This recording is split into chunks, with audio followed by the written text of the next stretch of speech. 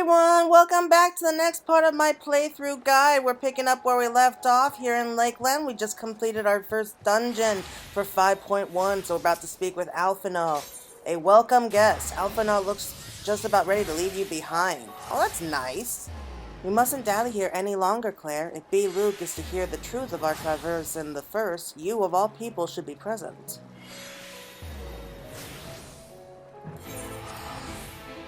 Look, I get it. It's serious, but that is no need to be rude, Alphinaud.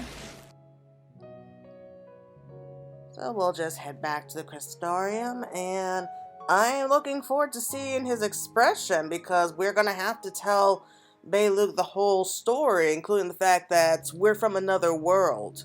So at this point, it's not really whether or not he'd be wanting to help us, it's whether or not he will believe our story.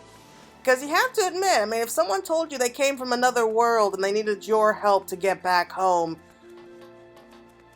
you probably wouldn't believe it.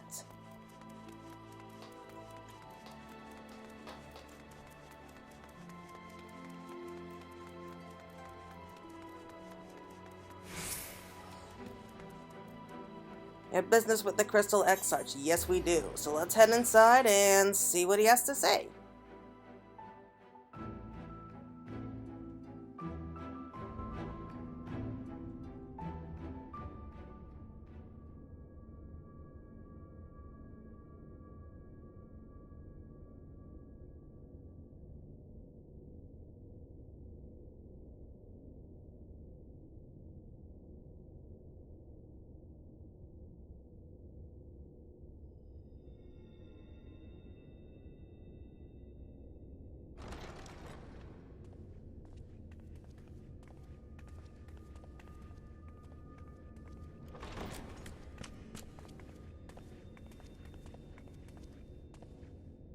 I'm sorry.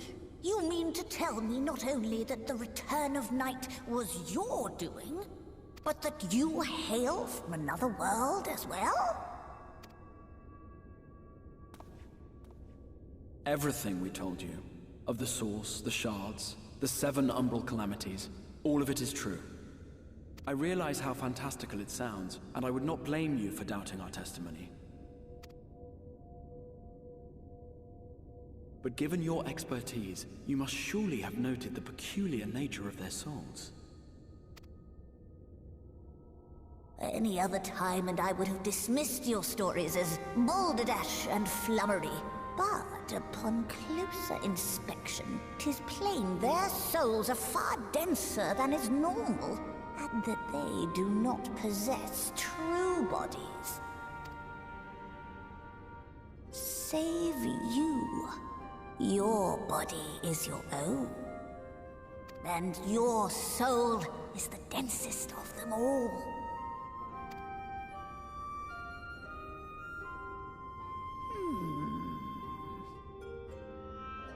As I said before, were it not for their heroism, the skies over Norvrant would still be awash with light, the realm yet at the mercy of Vorthri and the Sin Eaters.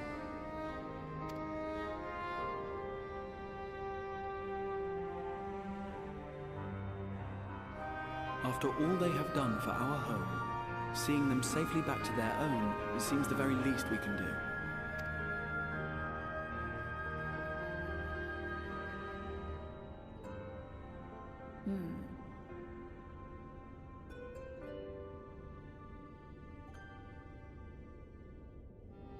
Your tale is intriguing. Yes, very intriguing indeed. Simply to hear it is fitting payment in itself. As for your friends, I can but agree. Their valorous deeds on behalf of Norvrant are deserving of recognition, of their own fitting payment. You will help us then? I will. I would see my knowledge put to good use for a change. I do have one condition, however. I am not the spry young Numo I once was. As such, I will require assistance in my fieldwork and testing. It would be our pleasure. We'll be laboring for our own benefit after all.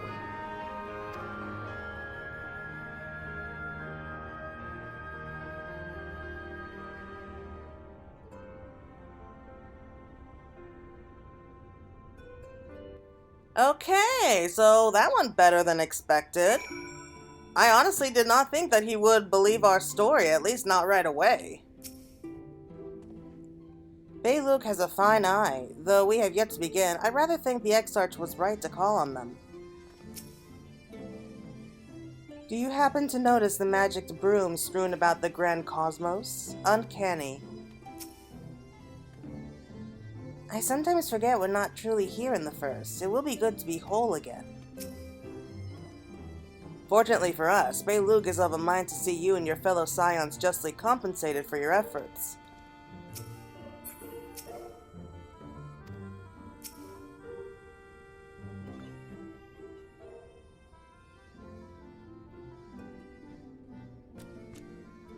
You have spun quite a tale, but tell me, do you have given any thought as to how you might return to your world?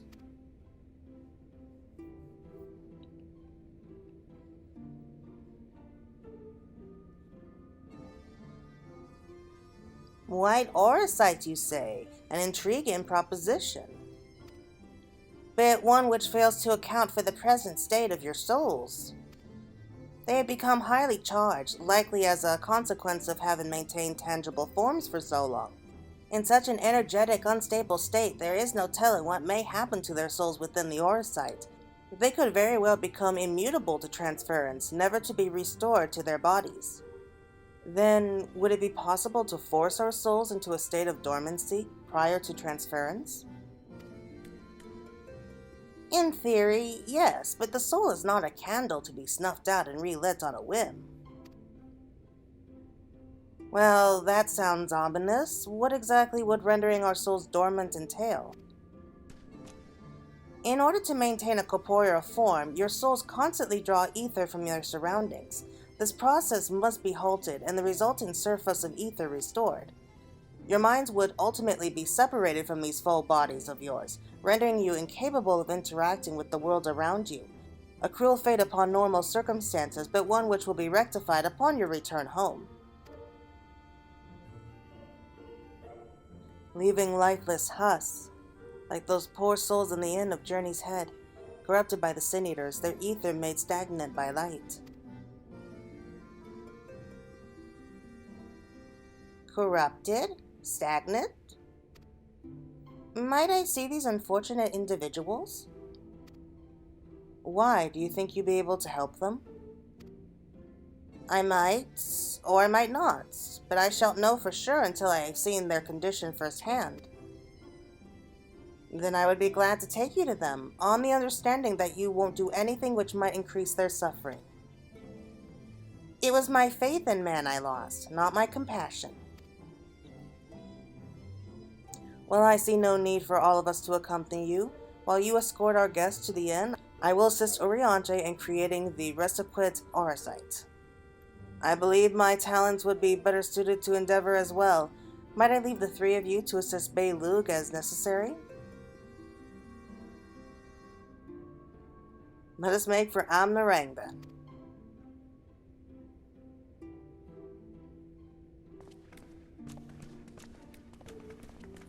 I like Beq Lugg. He's so sweet. It pains me that there are still those who yet suffer despite our victory over the light. We must hope a way can be found to help both them and our friends. Urianger is more than capable of creating the Orosite on his own, but if aught shall go wary, I would be on hand to assist him. Okay, so we have a new mission. We are going to find a way to bring our friends home, as well as restore the people at the end to normal. Because I don't think Alize is going to want to leave Norvrance, and not until she knows for sure that those patients are well on their way to recovery.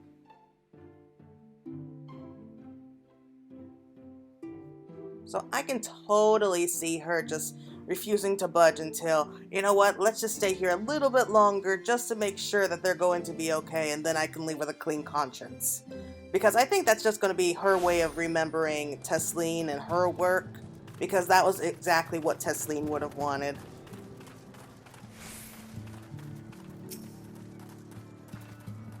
Beq Lugg told me they wished to meet with the worst afflicted. Halric... There are times I swear there's something he wants to tell me, if only he could form the words. Having broken Light's stranglehold on the first, I would like to believe they will one day recover, yet I fear that day may not come soon. Yeah, I don't think it will either.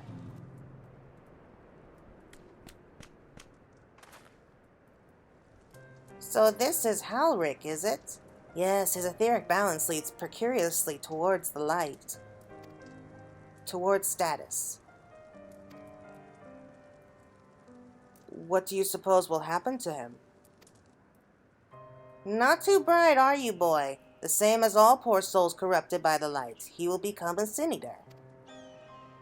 You don't know that. We've defeated the wardens and banished the light from the night sky. Halric was completely unresponsive before, but now...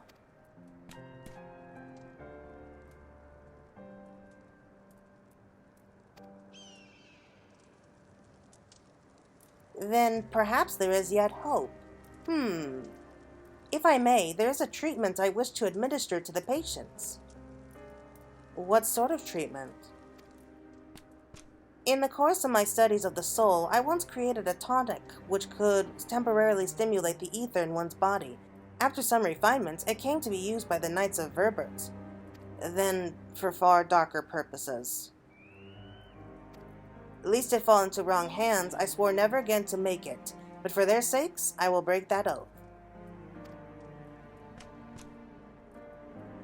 It is not like to reverse the stagnation, mind you, but it should offer some measure of relief.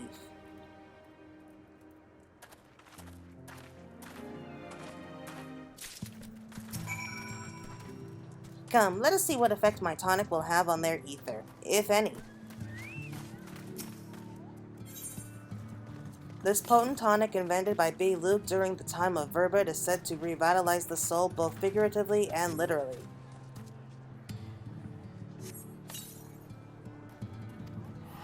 Toten stares blankly at you. It would seem the tonic has had no effect.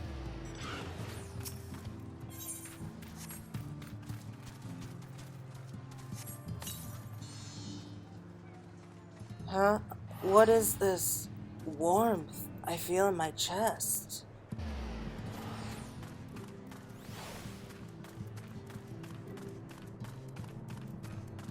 Okay, so it definitely had some kind of effect on him.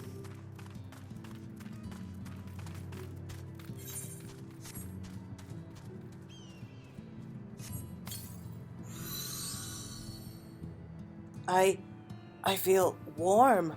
And my legs, they don't feel as heavy. Okay, so there are definitely some changes depending on how far gone someone is. So I don't think it would work at all on Halric.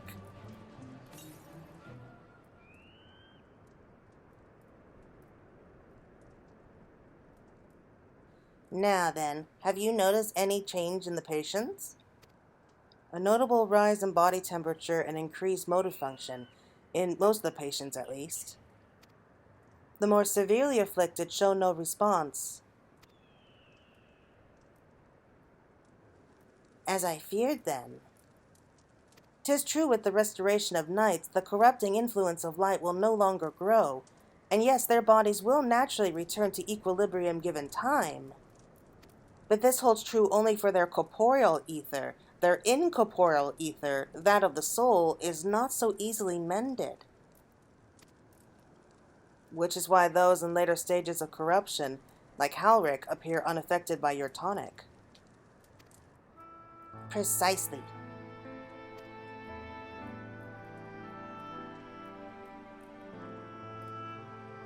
The boy's soul is too far gone, his mind held together by the finest of threads. There is a chance he may one day recover, of course, but it could take years, decades even. By the gods, he could wait to find himself an old man.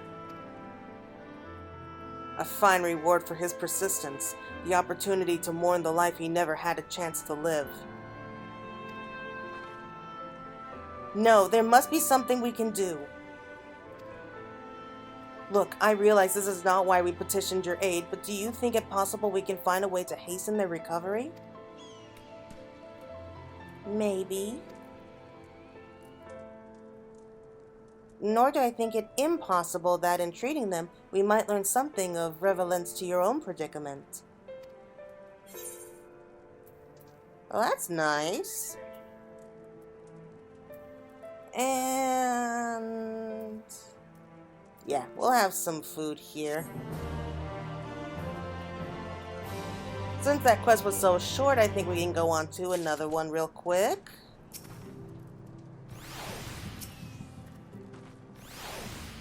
Did they just say what I think they just said?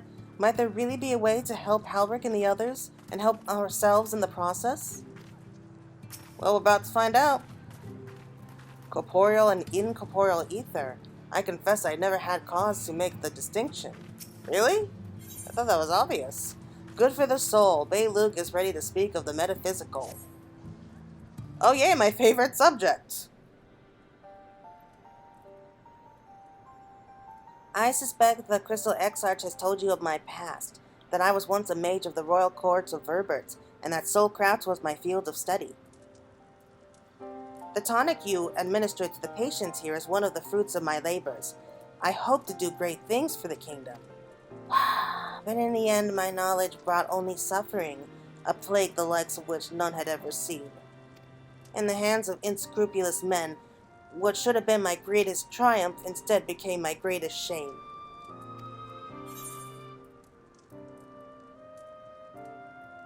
At least the warriors of light brought those responsible to justice.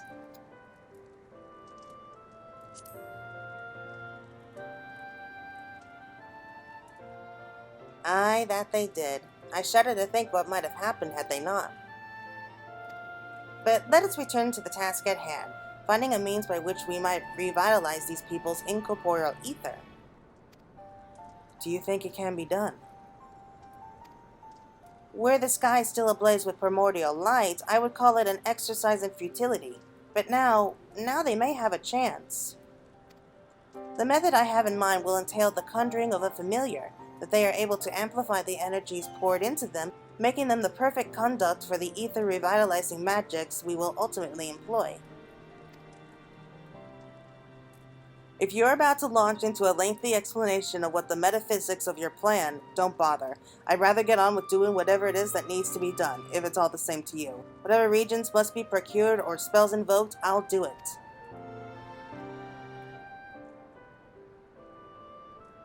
I admire your spirit. Very well, your first task will be to gather the necessary materials. The purest of waters and finest of clays, as well as a fey lantern brimming with pixie magic. If you're convinced the resulting familiar could help the patients, fine. Alvino, the water and clay will be simple enough, but I think you know what we'll have to do to get the lantern. You don't mean... The pixies took quite a liking to us before. If we humor them with our company, I'm sure they'll be willing to help us. Fine, we'll pay a visit to Elmeg, though I never thought you would be one to suggest going back there.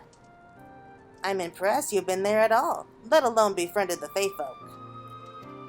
Oh, while you're about, seek out the new mule of Pailinin. They'll be able to supply you with the water suitable for our needs.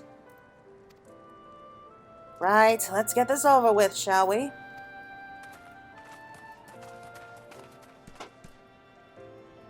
There still remains the matter of the clay. Might I prevail upon you to find it? Okay, so we're gonna have to go hunt down the clay. Any idea where we go?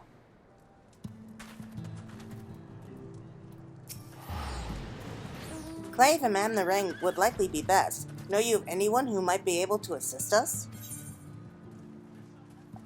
The miners or the Mord?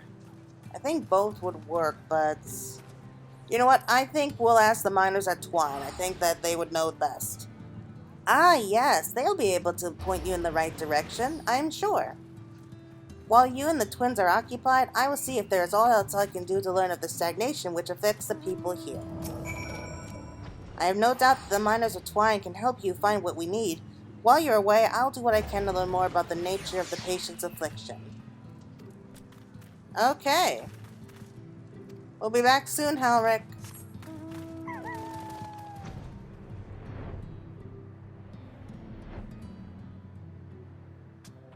You know, we could probably teleport straight there, but where'd the fun in that be? Okay, so from what I saw in the trailer for 5.1, it definitely looks like that we'll at least make progress with helping Halric and the others. Because I did see the scene about Halric kind of speaking during that point. So it's certainly possible that we will at least make progress. I think it'd be a little bit too optimistic to think that we would be able to cure them outright. So maybe we cure them sometime in 5.2. Or maybe 5.3. We'll find out, though. I mean, I would be happy to be proven wrong here.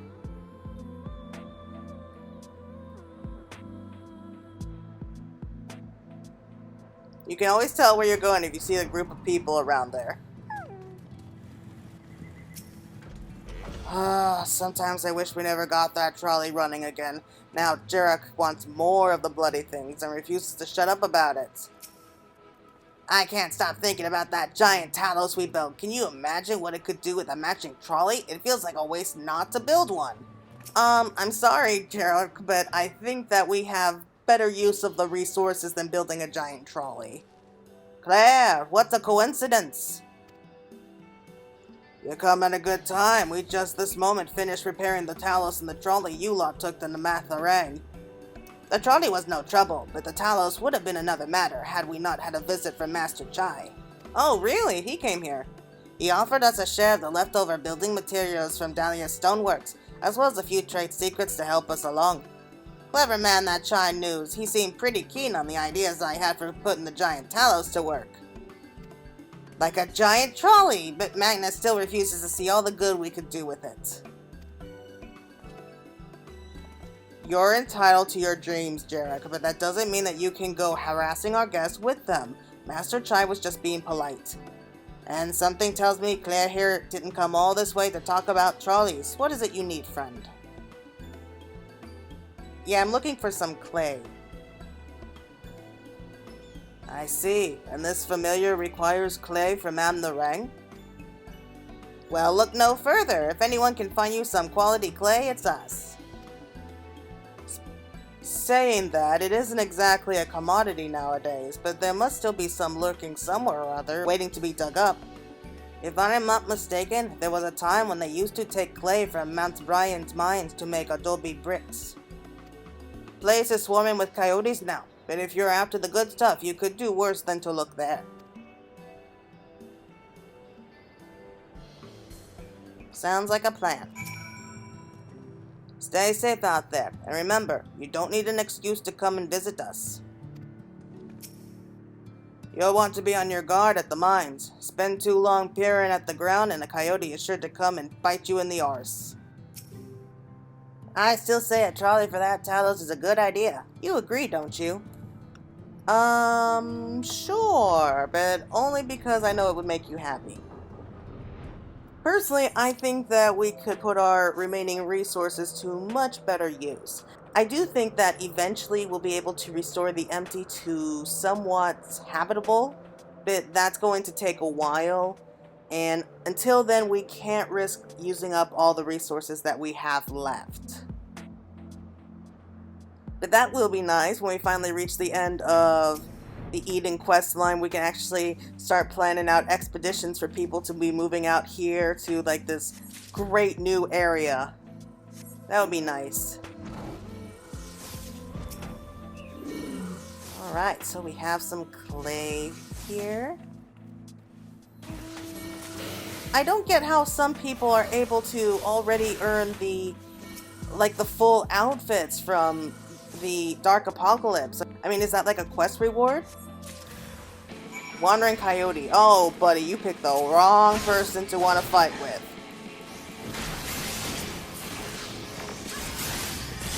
But as I was saying, I'm really surprised that some people have already managed to get like full gear for the Dark Apocalypse. Like, how are they able to do that? I think it's really just a quest reward at this point, and I really hope so because I really want that outfit. I mean, I'm not ashamed of the one that I came up with. I think it looks really cute. But still, it's not the same thing, you know?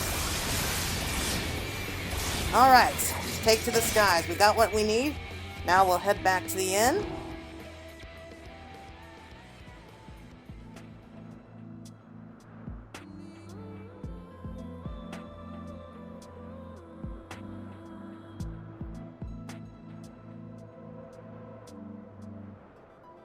Yep, you can just see the empty through here. So I do think that by the end of the Eden quest lines, we will at least bring at least patches of life back to the empty. And then we can be planning, I don't know, like expeditions or explorers to go out and kind of reclaim like this newly built world, like this newly restored world. That would be really nice.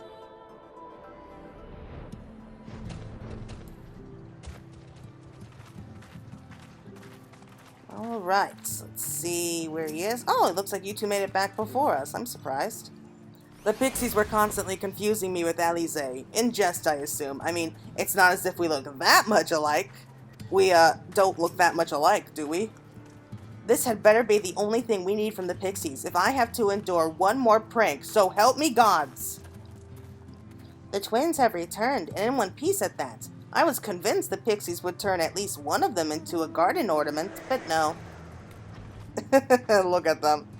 You have the clay, I take it? Yes, I do. Finely grained soil material found in Amnaring.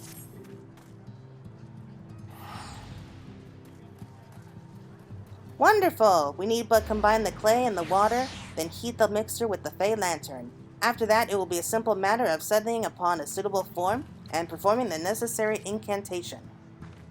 Beq Lugg, I have a question. In the event that we have need of this spell and you weren't around, would it be possible for another to perform the incantation? Assumingly, they possess the required skill, yes. How can the others have suffered so much, and I swore to do everything in my power to save them? If there is a chance the spell could do that, I would be the one to do it. Mayhap you should be the one to do so. A deep understanding of the subject's physical state, combined with a strong desire to help them, can drastically increase the magic's effects, and you are plainly more familiar with these people than I. I dare say there are few in all of Norvrant more dedicated to finding a cure. Is that not so, Claire? And absolutely, she's the best woman for the job. Yeah, I think she'd be happy to hear that one. I'll give it my all. For Halric. For Tesleen. Then we are all the mind on the matter. Alize shall be the one to conjure the familiar.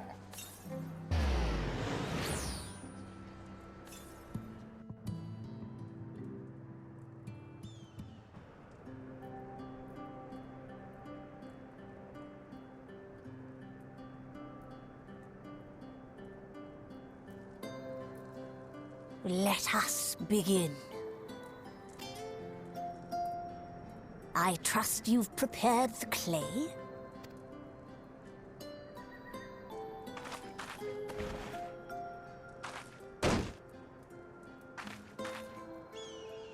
Very good. Now, I would have you sculpt for me a porksy. Plump, with floppy ears and a short curly tail.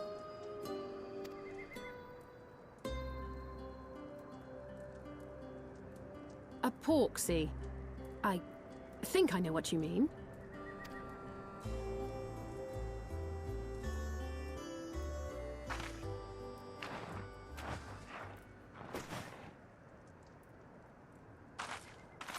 There we are. How's that?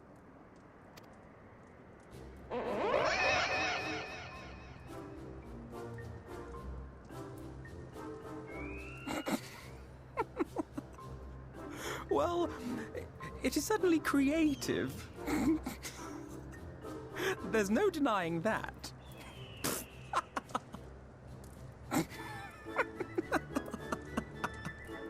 Yes, I'm no artist. Very funny. Pay him no mind, child. Though it may look like a grotesque parody of reality, it is what the invoker believes that matters.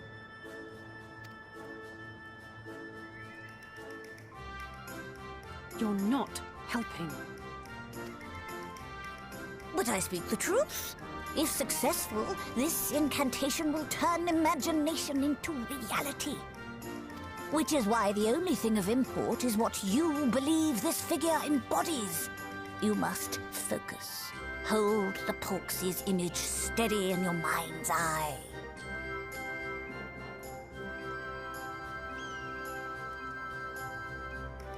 Now then, as I taught you, relax and allow your energies to flow.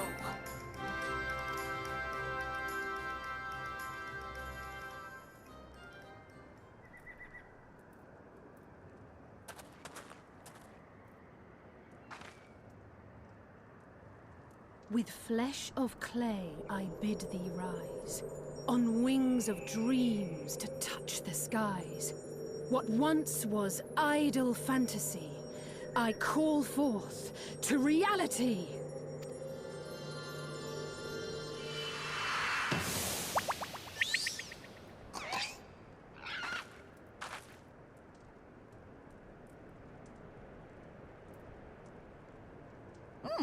Not bad for a first attempt. Now, let us see what can be done for young Halric.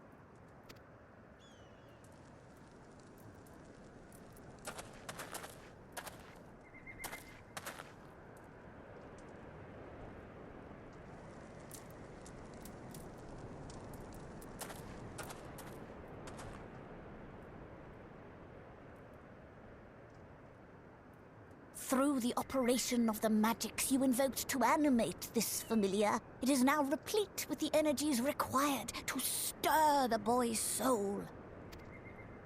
You need but give it a name, and it will do as your heart desires.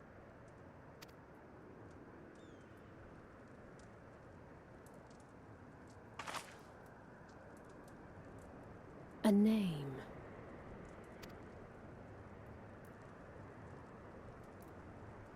All right, I've decided. Now.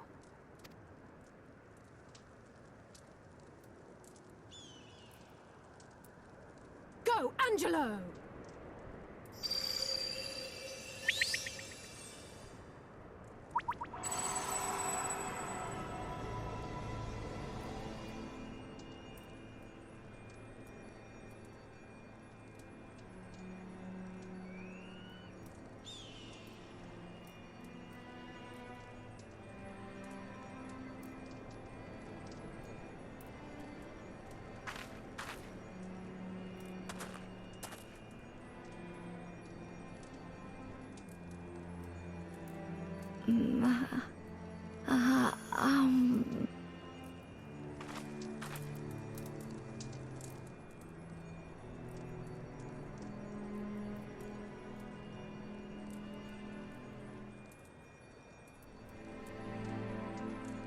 Mother, I...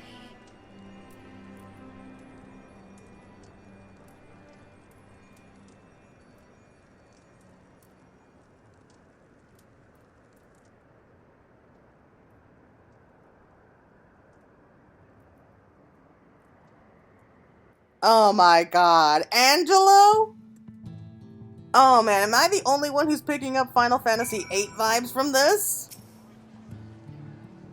Mama... Al... By the 12th, that was only for a moment he spoke. There may yet be hope for these people. The girl's resolve is quite impressive. One might almost think she drew strength from another. Really? That's an interesting way to put it. How is he, Beq Lugg? Did it work? I believe it did. You and your fledgling familiar have done well. If my eyes do not deceive, a hint of color has returned to his soul.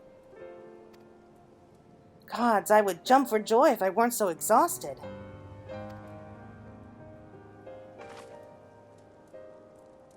We're so close now, Halric. As you are even now in the process of discovering, this magic asks much of the invoker. What you may not have realized is that the same is also true of the subject. As such, we must proceed with caution. However, with further treatment, I have the utmost confidence the boy will make a full recovery. Observing the reanimation of his stagnant soul has been most enlightening. I will need time to put my theories to the proof, but I believe I can fashion a spell to produce the opposite effect. That is, to induce stagnation. Thus enabling our safe transport back to the source via Orosight. A thought occurred to me about this treatment. Beq Lugg said that when the soul is rendered dormant, the mind is separated from the body, that a person becomes incapable of interacting with the world around them. Does that not sound a lot like some of the tempered back in the source? Not really. It is the fate of most tempered to become slaves to primals, save in a handful of cases. Or am I missing something? If I can master this technique, the art of revitalizing the soul, I know at least one in the source who could desperately use such treatment. Gabu.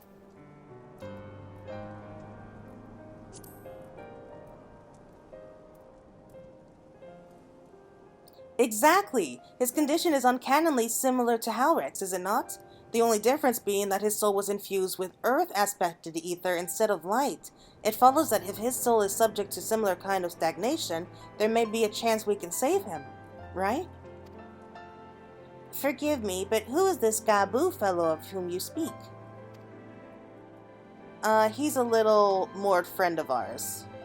I see. His condition does sound similar, yet there is much and more about the soul that remains unknown, even to me. I say this not to discourage you, you understand, but to remind you that this is delicate work we do here, work requiring patience. And that is not something that Alice is known for. Of course, and as long as there is hope for the patients here, I will devote whatever time is needed to see this through. But I refuse to spend that time in idleness. If it's all the same to you, I'd like to stay here with Angelo and continue with their treatment. The two of you should return to the Crystarium with Beq Lugg and see if you can't make some headway with their newly posted theories. I would tell you the rest first, but I see you're not to be convinced. Ah, the fire of youth. Let us return to the Crystarium then.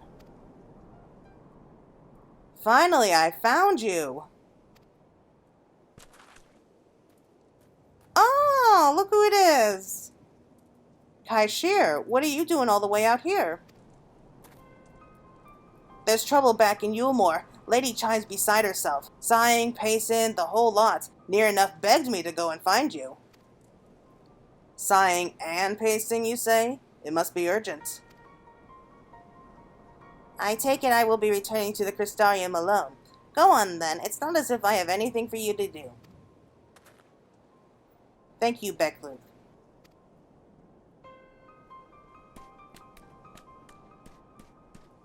Sorry for bothering you and all that, but she says the future of Yulmore's at stake.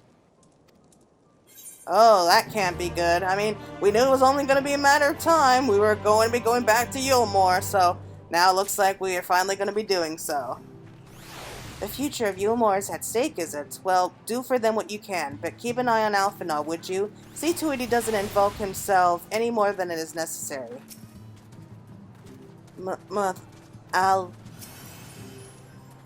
Whatever could be so urgent for Lady Chai to summon us thus? I have no idea, but it looks like the next quest is called Nowhere to Turn. But I think that we'll call it there for right now.